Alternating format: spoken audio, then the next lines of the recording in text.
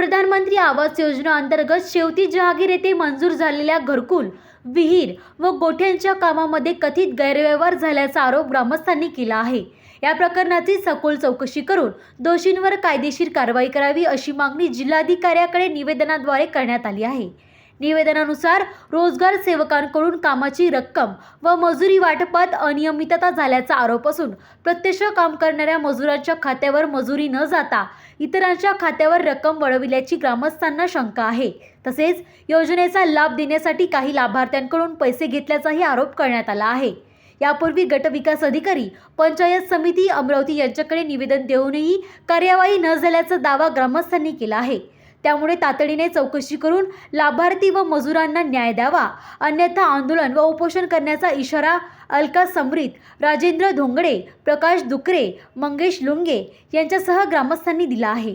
मी गजानन समरीत शेवतीचा ग्रामस्थ आहे आणि आमच्या गावामध्ये गाई घरकुलचे जे कामं होते त्याचा घोटाळा झालेला आहे। तर आम्ही 7 तारखेला व्हिडिओ साहेबाकडे गेलो होतो, तुपे साहेब जे आहे त्यांनी आम्हाला पहिले तर सांगितलंच नाही, म्हणजे पैसे निघते नाही निघत। आज असं त्याचं असं म्हणणं होतं का तुम्ही जेवढे निघते तेवढे पैसे घेऊन घ्या, कानूनी कारवाई काहीच होत नाही आणि आमचं काहीच नाही आहे।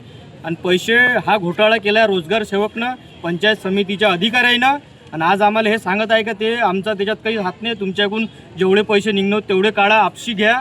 आणि आम्ही एक पोलीस स्टेशनमध्ये सुद्धा दिलं आहे, जिल्हा उप आयुक्त ते काय नैना गुंडे त्यांच्याकडे पण दिलं आहे, पालकमंत्र्याकडे पण अर्ज दिलेला आहे, पण आम्हाला असं काही वाटलंच नाही काय आतापर्यंत काही कारवाई झाली आहे, काही समाधानकारक नाही आहे। 2 महिन्यापासून आम्ही याच मागे आम्ही प्रत्येक सोमवारी किंवा मंगळवारी आमचे कामधंदे टाकून अमरावतीला येतो, पंचायत समितीला जातो। ते अधिकारी एकच म्हणते तुम्ही अहवाल दिला आहे, ग्रामपंचायतमध्ये अहवाल 8 दिवस झाले पोहोचला आहे, ग्रामसभा झाली नाही आणि अहवाल आम्हाला भेटेल कसा? याच्यात कमीत कमी 70 ते 80 लाभार्थी आहे ना, कोणाच्या वावरात विहीर आहे आणि कोणाचं घरकुलचे घोटाळे केलेले आहे। मग तुम्हाला ग्रामसभा घ्यायची आहे का?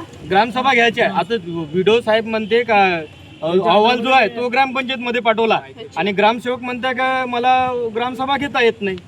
असं का बोललात ते? ग्रामसभा का नाही घेता येत? आता ते त्यांचं त्याला माहित काय प्रकरण आहे, तर बहिष्कार टाकलाय म्हणून। आम्ही माहितीचा अधिकार टाकून सुद्धा त्यांनी आम्हाला माहिती पुरवली नाही।